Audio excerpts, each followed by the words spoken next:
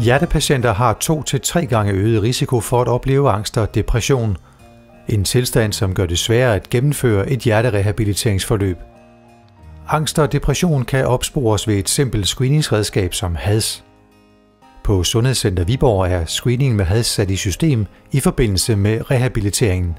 Når de kommer ind til en indledende samtale, så bliver der sammen med indkaldelsesbrevet sendt et spørgeskema, hvor et HADS er en del af det, sammen med SF12. Så det sker helt automatisk.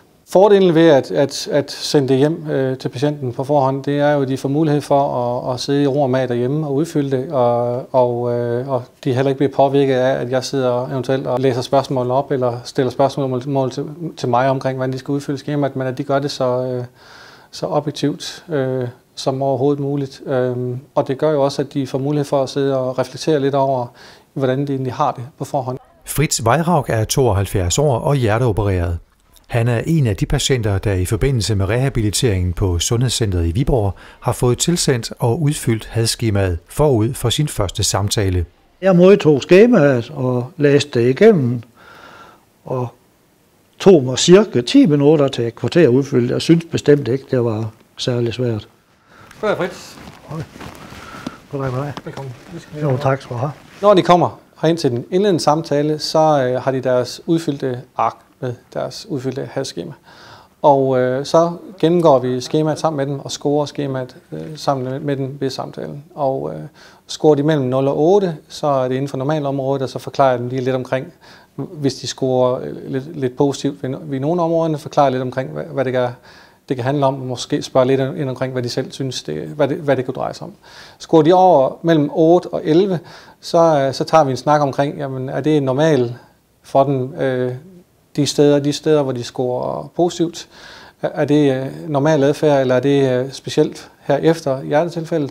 Scorer de over 11, så vil jeg som regel bede dem om at henvende sig til deres praktiserende læge. Er der nogle af de ting, som du tidligere fandt glæde ved, som du ikke er i stand til at kunne gøre den dag i dag? Jeg vil nok sige, hvis det psykiske var blevet taget op, ville jeg ikke kunne have snakket så meget om det, altså uden skema, som efter jeg havde set det.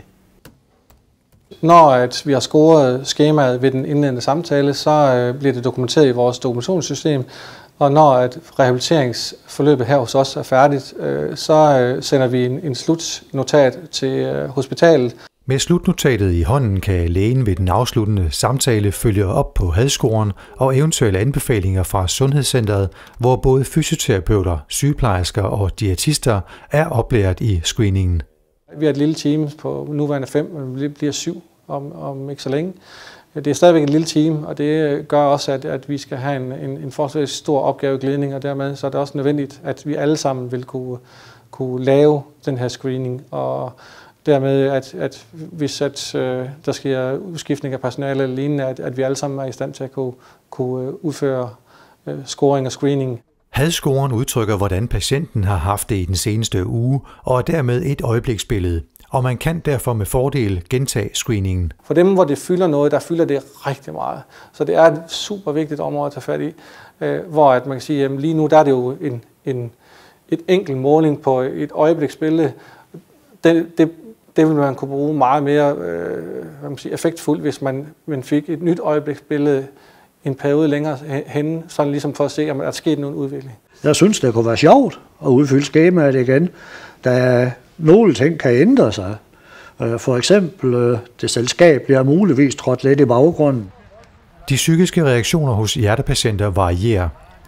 Nogle patienter reagerer voldsomt, andre slet ikke, eller reagerer måske først efter flere måneder.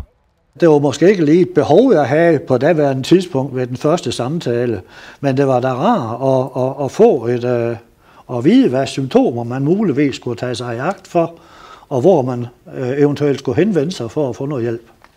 Fritz Weiraug og andre hjertepatienter har haft gavn af den screeningsprocedure, som Sundhedscenter Viborg implementerede i 2015.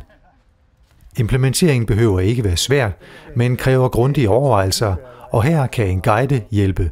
Det, som vi forventer og kan bruge guiden til, det er som en del af den introduktion af nye kollegaer, som skal bruge HADS-skema til at score. Der er guiden rigtig god til at nuancere de overvejelser, der kan være omkring de enkelte spørgsmål i halsscoringsskemaet, og give noget baggrundsstof omkring, jamen, hvad er det for noget ambivalens, som borgeren kan sidde med, når de svarer på spørgsmålet, og måske også giver udtryk for, i forbindelse med, at man snakker omkring scoringen i skemaet. Og der synes jeg, at guiden den giver nogle gode vinkler på de refleksioner, som borgeren kan have, og de refleksioner, som fagpersonen kan have. Så det er et godt baggrundsredskab til at tage fat på og kan bruge halsskemaet. På hjerteforeningen.dk/fagnet kan du downloade en guide, der hjælper dig med implementeringen eller optimeringen af systematisk screening for angst og depression. Guiden er målrettet sundhedsprofessionelle, der arbejder med hjerterehabilitering på hospitaler og i kommuner.